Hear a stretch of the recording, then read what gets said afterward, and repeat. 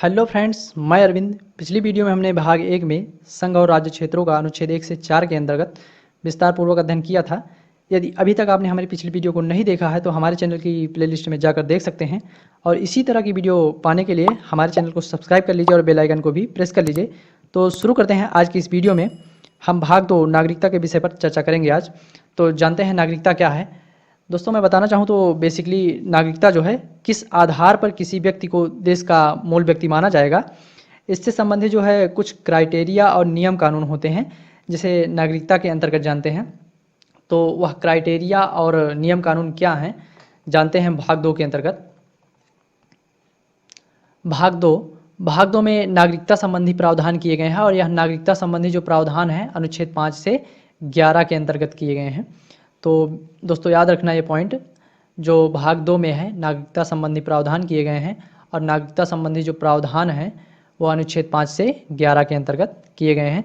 तो नागरिकता से संबंधित कुछ पॉइंट हैं इंपॉर्टेंट, उनको थोड़ा देख लेते हैं। इसमें कहा गया है कि कोई भी देश अपने मूल निवासियों को कुछ विशेष प्रकार का अधिकार देता है, इन अधिकारों को ही नागरिकता कहा जाता है। मतलब कोई देश जो होता है वहाँ के मूल निवासियों को जो है कुछ विशेष प्रकार का अधिकार देता है, उसे ही हम नागरिकता के नाम से जानते हैं, नागरिकता उसे कह सकते हैं। यह विदेशियों को नहीं प्राप्त होता है या वहाँ के मूल निवासियों को ही प्राप्त होता है जो विशेष प्रकार का अधिकार दिया जाता है। दूसरा पॉइंट है दोस्तों कि भारत में एकहारी नागरिकता है, अर्थात हम केवल देश के नागरिक हैं, राज्यों के नागरिक नहीं बल्कि निवासी हैं। और जो अमेरिका जैसे कंट्री हैं वहाँ पर दोहरी नागरिकता का प्रावधान है। दोहरी नागरिकता दोस्तों उसे कहते हैं जो जैसे मतलब कोई देश है तो वहाँ के जो स्टेट वगैरह होते हैं, जैसे स्टेट होते हैं अलग अलग जोन में बटा होता है देश, तो वहाँ के भी वो निवासी होते हैं और उस कंट्री के भी निवासी होते हैं और दोनों जगह की उनको नागरिकता प्राप्त होती है। उसे हम दोहरी नागरिकता के नाम से जानते हैं। तो देखते हैं दोस्तों आगे।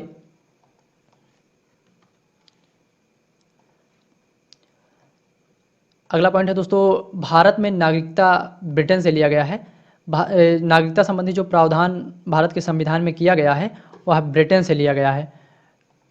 मतलब ये प्रश्न पूछे कि नागरिकता संबंधी प्रावधान कहाँ से लिए गए हैं, तो ब्रिटेन से लिए गए हैं। अगला पॉइंट है दोस्तों, नागरिकता का पहला विवरण जो है अरस्तू ने दिया था। नागरिकता का पहला विवरण अरस्तू ने प्रस्तुत किया था।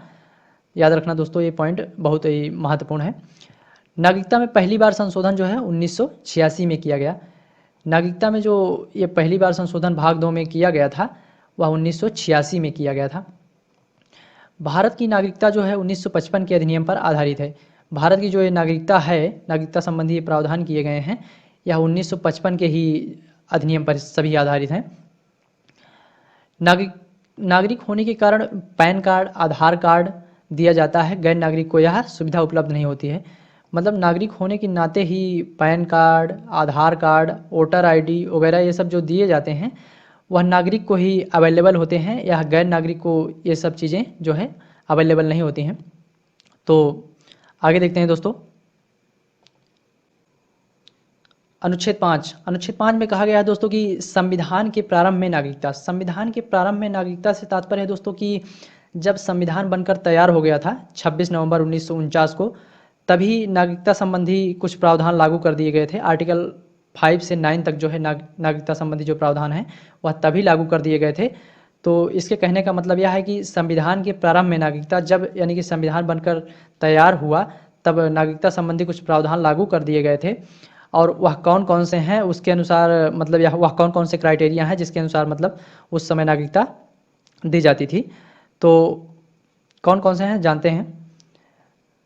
उसका जन्म भारत में हुआ हो, मतलब कहने का मतलब जो व्यक्ति मतलब नागरिक यहाँ का है या जिसे नागरिकता दी जाएगी उसका जन्म भारत में हुआ हो, या उसके माता पिता का जन्म भारत में हुआ हो, या संविधान लागू होने से 5 वर्ष पहले से ही भारत में रह रहा हो, या पलायन के बाद से भारत में रह रहा हो। मतलब संविधान लागू होने से 5 वर्ष पहले से, मतलब संविधान लागू होने से तात्पर्य है कि यहाँ पर कह रहा है 26 जनवरी 1950। मतलब जब 26 जनवरी 1950 को जब संविधान लागू हुआ था तब उसके पहले से 5 वर्ष से रह रहा हो भारत में। तो आगे देखते हैं। अगला पॉइंट है दोस्तों कि वह अथवा उसके माता पिता, पितामह या मातामह मातामह में से कोई एक अविभाजित भारत में जन्मा हो। अविभाजित भारत में मतलब वह मतलब स्वयं या उसके माता पिता या उसके कोई पूर्वज में से कोई एक अविभाजित भारत में जन्मा हो। अविभाजित भारत में से मतलब है कि जब भारत का विभाजन नहीं हुआ था, जब पाकिस्तान का बंटवारा नहीं हुआ था, तब की बात कर रहा है। तो ये कह रहा है कि मतलब वह स्वयं या उसके माता पिता या पूर्वज में से किसी का भी जन्म जो है भारत में हुआ हो। अगला पॉइंट है दोस्तों कि 26 जनवरी 1950 को भारतीय राज्य क्षेत्र का जो है आदिवासी हो, यानी कि जब संविधान लागू हुआ तो वह व्यक्ति जो है भारतीय राज्य क्षेत्र का जो है आदिवासी रहा हो। अगला पॉइंट है दोस्तों कि 19 जुलाई 1948 से पहले भारत आ गया हो और साधारण तरीके से भारत में रह रहा हो। मतलब इसके कहने का मतलब है कि 19 जुलाई 1948 से पहले जो है भारत आ गया हो, क्योंकि 19 जुलाई 1948 को कुछ अलग प्रावधान कर दिए गए थे 19 जुलाई 1948 से, तो इसलिए यह कह रहा है कि 19 जुलाई 1948 से पहले ही भारत आ गया हो। तो ये जो हमने अभी अलग अलग क्राइटेरिया जो बताए, अलग अलग प्रावधान बताए, इनमें से किसी एक भी क्राइटेरिया को जो पूरा करता है उसे नागरिकता दे दी जाएगी। तो नेक्स्ट देखते हैं दोस्तों, अनुच्छेद 6 में कहा गया है कि पाकिस्तान से भारत में आए लोगों की नागरिकता। इसमें कहा गया है कि पाकिस्तान से भारत आए लोगों की नागरिकता, यानी कि जो पाकिस्तान से भारत में आए लोग हैं उन्हें नागरिकता किस प्रकार से दी जाएगी, उनके लिए क्या क्या क्राइटेरिया रखा गया है। तो इसमें कहा गया है दोस्तों कि 19 जुलाई 1948 भारत पाक ने पाकिस्तान परमिट सिस्टम की शुरुआत की। मतलब 19 जुलाई 1948 से जो है भारत पाक परमिट सिस्टम जो है चालू हो गया। यह एक प्रकार का परमिशन है भारत पाक परमिट सिस्टम जो है। इसलिए पाकिस्तान से भारत आए लोगों को नागरिकता प्राप्त करने का प्रावधान दो प्रकार का है, यानी कि 19 जुलाई 1948 से जो है भारत पाक परमिट सिस्टम जो है चालू हो गया। उसके बाद जो है नागरिकता दो प्रकार से जो है दी जाने लगी। एक जो है 19 जुलाई 1948 के पहले आ गए थे भारत, और एक 19 जुलाई 1948 के जो बाद आए हैं भारत। तो 19 जुलाई 1948 से पहले जो आए हैं भारत, उनके लिए क्या क्राइटेरिया रखा गया है, 19 जुलाई 1948 के जो बाद आए हैं उनके लिए क्या क्या क्राइटेरिया प्रावधान रखे गए हैं, जानते हैं दोस्तों। तो इस तरफ वाला जो दोस्तों है कि ये 19 जुलाई 1948 के जो पहले आ गए थे भारत, उनके लिए नागरिकता संबंधी प्रावधान है। उनके लिए नागरिकता संबंधी जो प्रावधान है क्या है, इसमें कहा गया है कि भारत का नागरिक माना जाएगा यदि वह निम्न शर्तों को पूरा करता हो। निम्न शर्तों का तात्पर्य है दोस्तों कि अनुच्छेद 5 की शर्तें। अनुच्छेद 5 की शर्तें जो कही गई हैं वो अभी हमने आपको बताया कि अनुच्छेद 5 में उसका जन्म भारत में हुआ हो, उसके माता पिता का जन्म जो है भारत में हुआ हो, या संविधान लागू होने से 5 वर्ष पहले से ही भारत में रह रहा हो, या पलायन के बाद से भारत में रह रहा हो। और अगला पॉइंट था दोस्तों कि 26 जनवरी 1950 को भारतीय राज्य क्षेत्र का आदिवासी हो। और एक और पॉइंट था 19 जुलाई 1948 से पहले भारत आ गया हो और साधारण तरीके से भारत में रह रहा हो। ये अनुच्छेद 5 की जो है शर्तें थी। तो 19 जुलाई 1948 से पहले जो आ गए थे भारत, सेम उनके लिए शर्तें अनुच्छेद 5 वाली ही रहेंगी। तो देखते हैं दोस्तों, 19 जुलाई 1948 के बाद जो आए थे उनके लिए इस प्रकार के क्राइटेरिया रखे गए थे।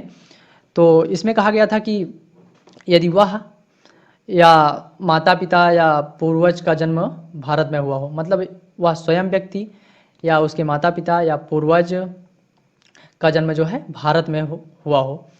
तो पहला क्राइटेरिया ये रखा गया था कि उसका स्वयं का या उसके माता पिता का या उसके पूर्वज में से कोई का भी जो है जन्म भारत में हुआ हो। और दूसरा क्राइटेरिया ये रखा गया था कि यदि वह पलायन के बाद से लगभग 6 महीने तक भारत में रह रहा हो। 6 महीने से तात्पर्य है दोस्तों कि पलायन के बाद के 6 महीने से भारत में रह रहा हो। इसका तात्पर्य है कि जो 19 जुलाई 1948 को परमिट सिस्टम लागू किया गया था, उसके बाद पाकिस्तान से जो भारत आया हो, 6 महीने रहने के पश्चात नया संविधान लागू होने से पूर्व पंजीकरण करा लिया हो। नया संविधान मतलब लागू होने से पूर्व मतलब कि नया संविधान कब लागू हुआ था, 26 जनवरी 1950 को लागू हुआ था, तो उसके पहले मतलब पंजीकरण करा लिया हो, इसके कहने का तात्पर्य है। और अगला है कि यदि अपनी नागरिकता के लिए उन्होंने किसी अधिकारी को रजिस्ट्रेशन के लिए एप्लीकेशन दिया हो, मतलब उस व्यक्ति ने अपनी नागरिकता पाने के लिए, जो नागरिकता यहाँ की नागरिकता प्राप्त करने के लिए उन्होंने किसी जो है अधिकारी को रजिस्ट्रेशन के लिए जो है रजिस्ट्रेशन के लिए एप्लीकेशन दिया हो। अगला ये क्राइटेरिया है। और अगला क्राइटेरिया यह है कि यदि उस अधिकारी ने उसे बतौर भारतीय नागरिक रजिस्टर कर लिया हो, मतलब उसने अपनी नागरिकता के लिए किसी अधिकारी को रजिस्ट्रेशन करने के लिए एप्लीकेशन दिया हो और उस अधिकारी ने जो है बिना किसी बातचीत के उस व्यक्ति को भारतीय नागरिक रजिस्टर कर लिया हो। तो ये 19 जुलाई 1948 के बाद जो आए हैं उनके लिए शर्तें रखी गई हैं, उनके लिए क्राइटेरिया रखा गया है। यदि इनमें से कोई क्राइटेरिया पूरा करता है तो उसे नागरिकता दे दी जाती है। तो देखते हैं दोस्तों आगे। अनुच्छेद 7। अनुच्छेद 7 में कहा गया है दोस्तों कि स्वतंत्रता प्राप्ति के बाद जो है भारत से पाकिस्तान चले गए ऐसे व्यक्ति जो पुनः संविधान बनने से पूर्व लौट आए, उन्हें नागरिकता दे दी जाएगी। तो स्वतंत्रता प्राप्ति के बाद से तात्पर्य है दोस्तों कि 15 अगस्त 1947 की बात ये कर रहा है। तो इसके कहने का तात्पर्य है जो 15 अगस्त 1947 के बाद जो है भारत से कुछ व्यक्ति जो है पाकिस्तान चले गए थे और कुछ वक्त वहाँ बिताए थे। बिताने के बाद जो है वो व्यक्ति जो है पुनः जो है भारत लौट आए थे और भारत लौटे थे संविधान बनने से पूर्व ही लौट आए थे, तो उन्हें भी नागरिकता दे दी जाएगी। तो इसके लिए जो शर्तें रखी गई थी वह है 19 जुलाई 1948 के बाद की शर्तें जो अभी हमने देखी थी पहले। तो आगे देखते हैं दोस्तों।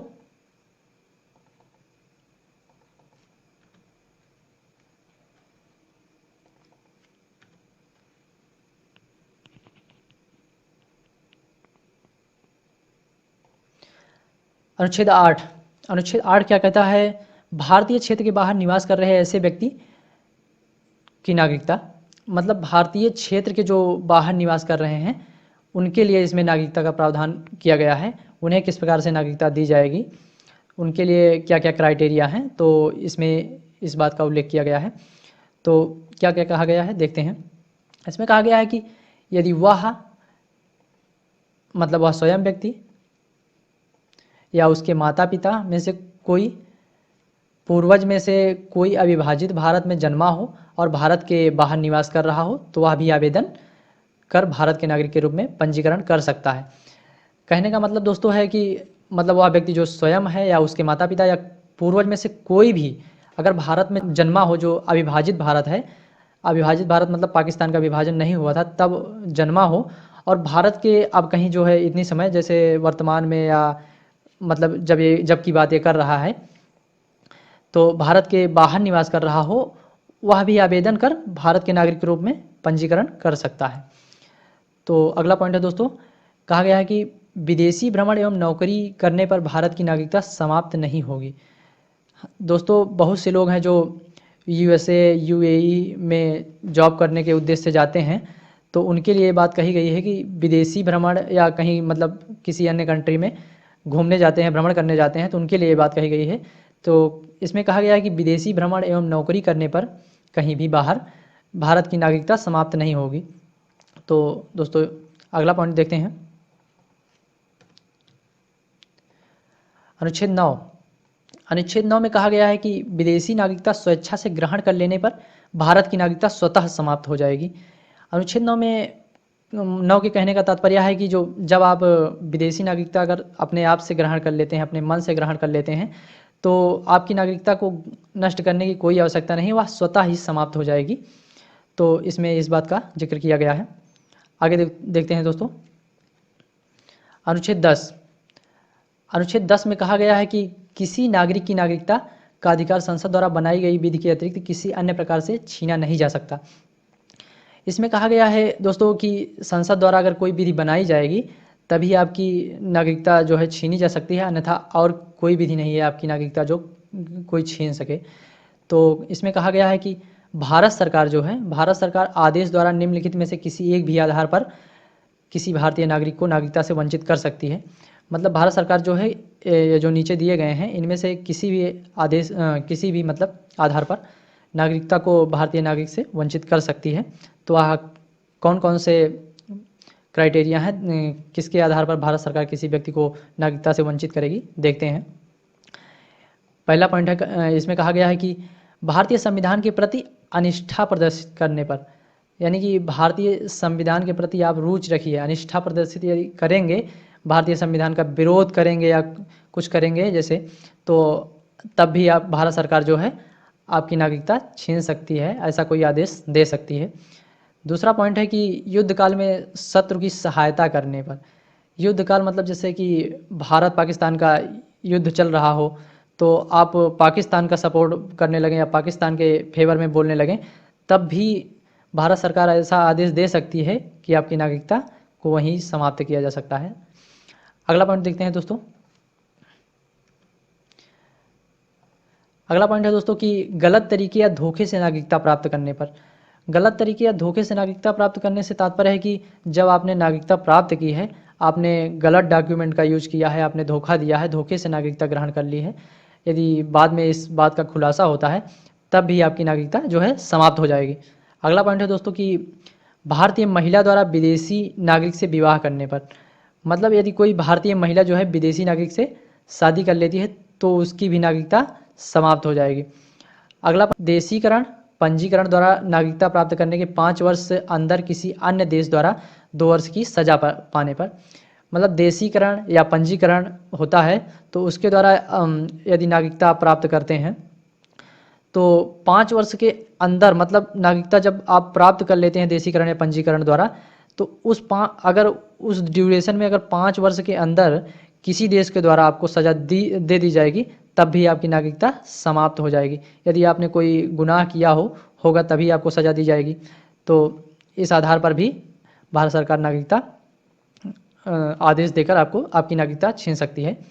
तो अगला पॉइंट है दोस्तों कि भारत से लगातार 7 वर्ष बाहर रहने पर, यदि आप भारत से 7 वर्ष लगातार बाहर रहते हैं तब भी आपकी नागरिकता समाप्त हो जाएगी, या मतलब भारत सरकार ऐसा कर सकती है और यह संविधान में प्रावधान किए गए हैं, इसलिए ऐसा कर सकती है। तो ये जो पॉइंट हमने बताए दोस्तों, ये याद रखना, ये परीक्षा में पूछे जाते हैं और बहुत बार पूछे भी गए हैं। तो आगे देखते हैं। अनुच्छेद 11 में कहा गया है कि नागरिकता संबंधी कानून बनाने का जो अधिकार है वह संसद को प्राप्त है। मतलब कहने का तात्पर्य है जो नागरिकता संबंधी जो कानून बनाएगी वह संसद बनाएगी, तो और अन्य कोई इसको नहीं बना सकता, सुप्रीम कोर्ट, हाई कोर्ट, कोई भी, मतलब जैसे और कोई नहीं बना सकता। तो आगे देखते हैं दोस्तों। नागरिकता प्राप्त करने की विधियाँ, नागरिकता प्राप्त करने की विधियाँ कौन कौन सी हैं दोस्तों, जानते हैं।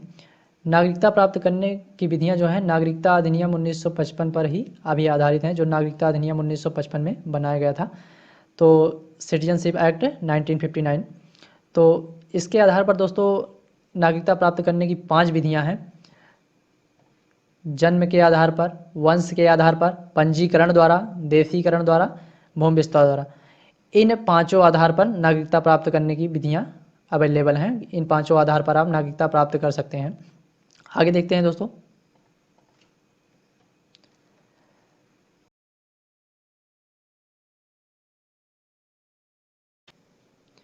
एनआरआई दोस्तों क्या होता है? एनआरआई भी जो है नागरिकता से संबंधित है। एनआरआई का पूरा नाम होता है नॉन रेजिडेंट इंडियन। एनआरआई का पूरा नाम होता है नॉन रेजिडेंट इंडियन। इसका हिंदी होता है अप्रवासी भारतीय। अप्रवासी भारतीय होगा दोस्तों, यहाँ पर लिखा है प्रवासी भारतीय, तो समझ लेना दोस्तों, यहाँ पर होगा अप्रवासी भारतीय।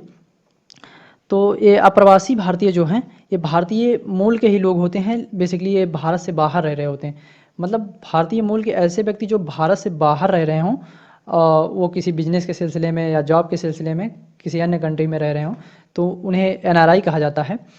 एक गूगल डाटा के अनुसार मैं बता रहा हूँ दोस्तों, दुनिया भर के देशों में लगभग 24 मिलियन प्रवासी जो है, 24 मिलियन जो है एनआरआई होने का अनुमान है। एनआरआई को दोस्तों अभी तक मतदान करने का अधिकार नहीं था, लेकिन एक लोक प्रतिनिधित्व अधिनियम संशोधन आया है। लोक प्रतिनिधित्व संशोधन अधिनियम 2010 आया है। इसके द्वारा जो है अप्रवासी भारतीयों को, मतलब एनआरआई को निर्वाचन नामावली में जो है नाम दर्ज कराने का व चुनाव देने का या चुनाव में मत देने का अधिकार प्रदान किया गया है। तो दोस्तों याद रखना है। आगे बढ़ते हैं। ओवरसीज नागरिकता क्या होती है दोस्तों, समझते हैं ओवरसीज नागरिकता क्या होती है। ओवरसीज नागरिकता भारतीय मूल का कोई भी व्यक्ति जो संविधान लागू होने के बाद या उसके किसी राज्य क्षेत्र का नागरिक रहा हो, मतलब संविधान लागू होने के पूर्व भी किसी राज्य क्षेत्र का वह निवासी रहा हो और जिसने पाकिस्तान और बांग्लादेश के अलावा जो है किसी अन्य कंट्री में नागरिकता ग्रहण कर ली हो, वह नागरिकता अधिनियम 1955 के अधीन जो है ओसीआई के रूप में, ओवरसीज नागरिकता के रूप में पंजीकरण कर सकता है। ओसीआई के रूप में जो है पंजीकृत विदेशी नागरिक को जो है भारत का जो है आजीवन यानी कि पूरे जीवन भर प्रवेश का वीज़ा, मतलब आने जाने का वीज़ा प्राप्त होता है। उसे बार बार वीज़ा लेने की आवश्यकता नहीं होती है और उन्हें भारत में जो है निवास हेतु पंजीकरण करने की भी आवश्यकता नहीं होती है। ऐसे लोगों को बिना वीज़ा के भारत आने जाने व भारत में निवेश करने का अधिकार होता है। मतलब उन्हें भारत आने जाने के लिए कोई ओसीआई कार्ड एवं वैध कार्ड की आवश्यकता होती है। मतलब एक किसी वीज़ा बार बार लेने की आवश्यकता नहीं होती है। उन्हें एक ओसीआई कार्ड होता है या एवं वैध पासपोर्ट होता है और ओसीआई कार्ड होता है, उसी की केवल आवश्यकता पड़ती है। जबकि मतलब इन्हें मताधिकार और संवैधानिक किसी पद पर और नौकरी वगैरह पाने की इनके अधिकार नहीं होते हैं, मतलब इन्हें ये अधिकार नहीं प्राप्त होते हैं। तो ये ओसीआई जो है ओवरसीज नागरिकता जो है इसे 2005 में लक्ष्मीवल सिंघवी समिति द्वारा जोड़ा गया था और इस प्रकार की नागरिकता जो है प्राप्त नागरिक को ओसीआई कहा जाता है। मतलब ये ओवरसीज नागरिकता जिसे प्राप्त होती है उसे ओसीआई शॉर्टकट में कहा जाता है। ओसीआई का पूरा नाम होता है ओवरसीज सिटीजनशिप ऑफ इंडिया। याद रखिएगा दोस्तों, ओसीआई का पूरा नाम होता है overseas citizenship of India. OCI को सामान्यतः जो है दोहरी नागरिकता के नाम से भी जाना जाता है। ओसीआई को सामान्यतः दोहरी नागरिकता के नाम से इसलिए जाना जाता है क्योंकि वो जिस कंट्री में रहेगा वहाँ की तो नागरिकता प्राप्त ही रहेगी, साथ साथ उसे यहाँ की भी थोड़ी बहुत नागरिकता जो है प्राप्त रहती है आने जाने की, तो इसे इसलिए दोहरी नागरिकता के नाम से जाना जाता है। तो आगे देखते हैं दोस्तों, नागरिकता का अंत। नागरिकता का अंत किन किन प्रकार से होगा, किस प्रकार से होगा नागरिकता का अंत, किस किस प्रकार से आपका नागरिकता छीनी जा सकती है।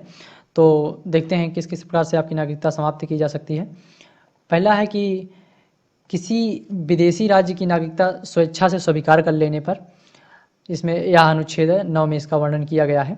मतलब आप किसी विदेशी राज्य की नागरिकता स्वेच्छा से स्वीकार कर लेते हैं तब भी आपकी नागरिकता समाप्त हो जाएगी। यह अभी हमने अनुच्छेद 9 में हाल ही में पढ़ा है। और दूसरा है नागरिकता का परित्याग करने की घोषणा करने पर।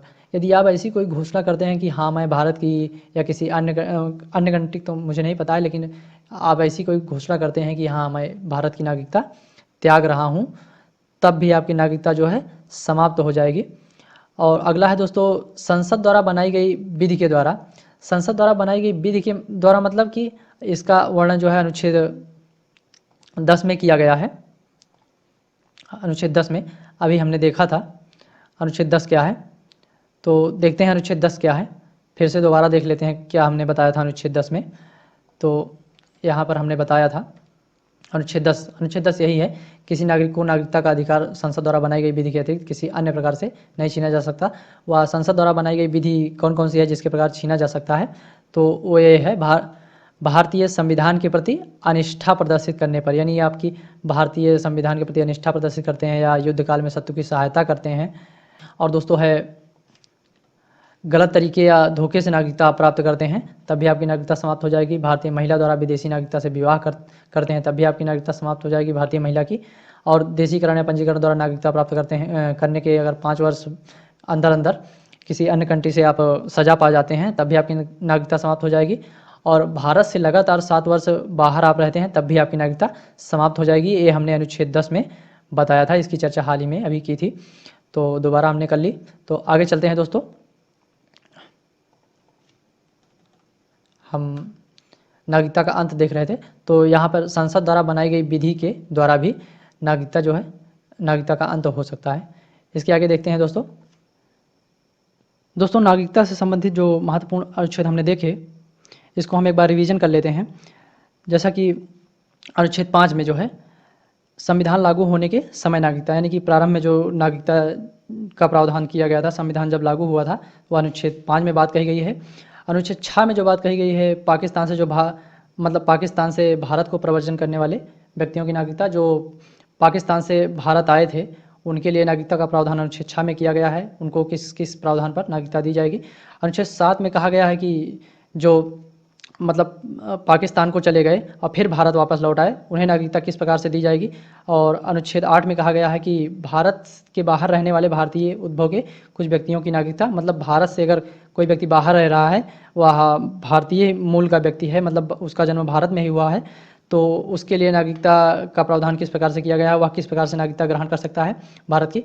और अनुच्छेद 9 में कहा गया है कि विदेशी राज्य की नागरिकता ग्रहण करने पर भारतीय नागरिकता स्वतः समाप्त हो जाएगी। मतलब आप विदेशी राज्य या किसी भी अन्य कंट्री की आप नागरिकता ग्रहण करते हैं तो आपकी नागरिकता स्वतः समाप्त हो जाएगी। अनुच्छेद 11 में कहा गया है कि संसद को नागरिकता के संबंध में विधि बनाने की शक्ति, मतलब जो नागरिकता संबंधी कानून बनाएगी वह संसद को अधिकार है कि वह कानून बना सकती है नागरिकता के मामले में। तो दोस्तों आज के लिए इतना ही, वीडियो काफ़ी लंबी हो जाएगी।